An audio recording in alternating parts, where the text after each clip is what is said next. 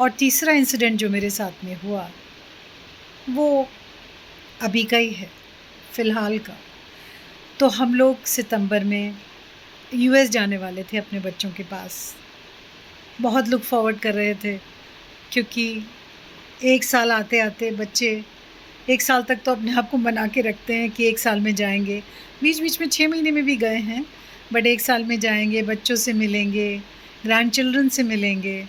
तो बहुत look forward कर रहे थे। अचानक मेरे पैर में बहुत सालों से तकलीफ़ है, सीधे वाले में, because I had a meniscus tear long time ago and कभी वो बढ़ जाता है, कभी ठीक लगने लगता है, तो मैं बहुत टाइम से सर्जरी को टाल रही थी।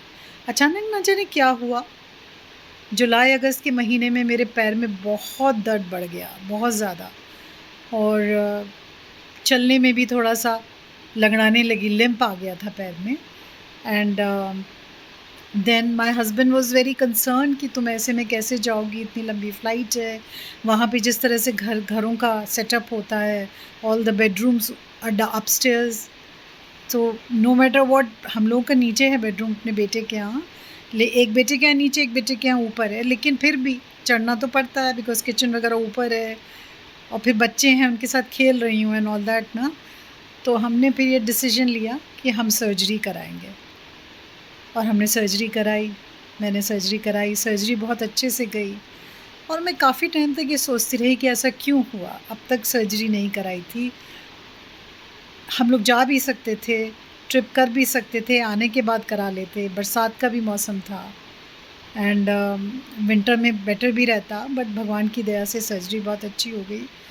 अ, मैंने बहुत सोचा, और फिर मुझे अचानक याद आया कि मैं भगवान शिव से कहती हूँ अक्सर कि भगवान, मुझे अपने आपके सारे ज्योतिर्लिंग के दर्शन करने हैं, बट मेरा पैर जिस तरह का था, इतनी सारी सीढ़ियाँ चढ़ना उतरना बड़ा मुश्किल।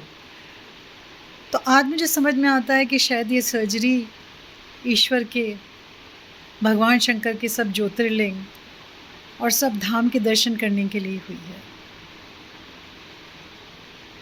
धन्यवाद। तो ये है मेरे आत्मबोध की बात। धन्यवाद।